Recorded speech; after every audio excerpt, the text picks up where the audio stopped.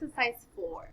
Determine in degree the sign of the leading coefficient, the constant term, domain, and the range of the polynomial functions represented by each of the graphs below. So what's new in this exercise is that you're going now vice versa. You are given the graph and you're trying to determine equational characteristics. Okay? So let's start with the first graph here on the left first position, first row. You have a parabola shape. The shape of the graph will tell you the degree. Okay, so here in the first one, if you want to justify, let's say a question says justify your answer, right? Because it's a parabola, it will tell you you have degree 2. Now the sign of the leading coefficient, how do you know what it is? You're looking at the shape, so it's a parabola or a degree 2 polynomial, and is starting in quadrant 3 and ending in quadrant 4, or a downward parabola. Okay, so it is degree 2, and you can say starts in quadrant 3 and in quadrant 4. So those two pieces of information, it will tell you that the sign of the leading coefficient for this polynomial function is negative. What is a constant term? To figure out the constant term of the equation, you have to look to see where the y-intercept is. You can see the graph crosses the y-axis at 2, right?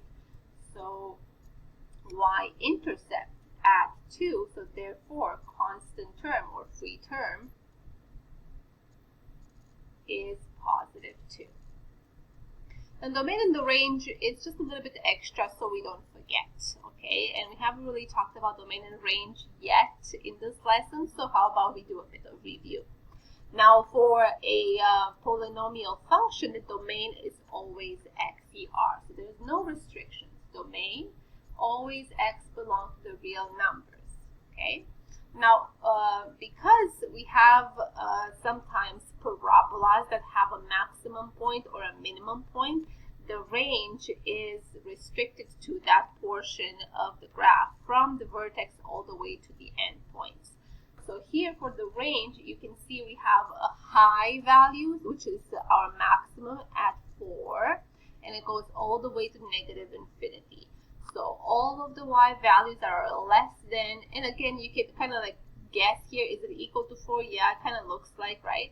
So less than and equal to 4. All the y values are less than and equal to 4. Obviously, y's are always also belonging to the set of real numbers.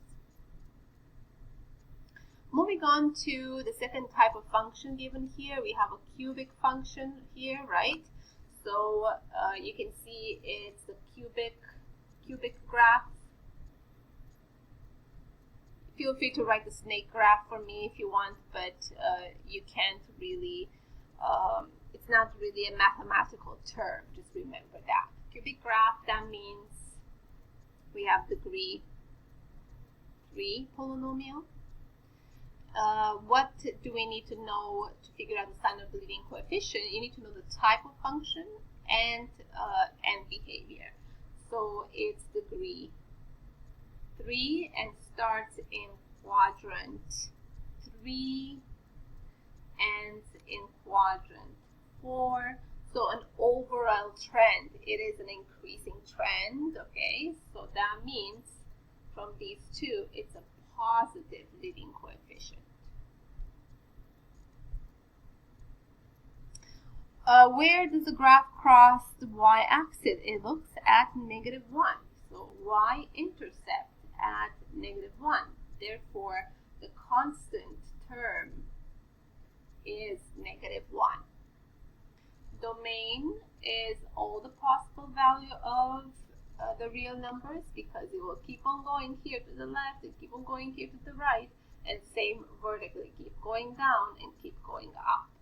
So the range also y belongs to the set of real numbers. Feel free to use intervals if that's what you're more comfortable with. Moving on to the third type of graph. This is a linear graph, it's a line. It's a line, therefore we have degree 1.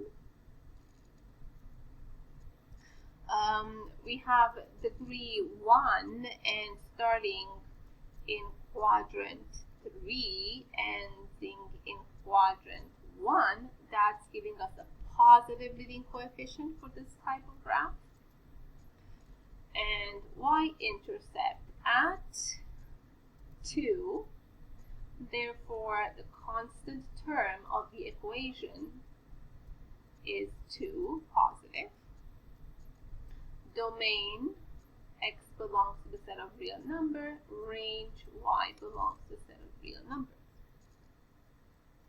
And then the last one we have here is another cubic function. Cubic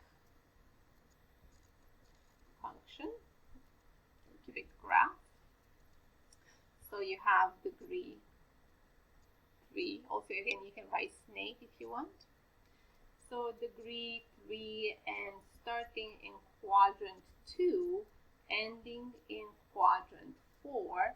So if you have a degree 3 function that starts in quadrant 2, ending in quadrant 4, that's telling you that the equation should have a negative leading coefficient. Y-intercept, it looks like it's 6. So y-intercept at 6, that means the constant term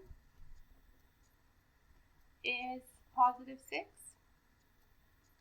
And domain and range, exactly the same. So x belongs to the set of real numbers. Y belongs to the set of real numbers. I hope it makes sense.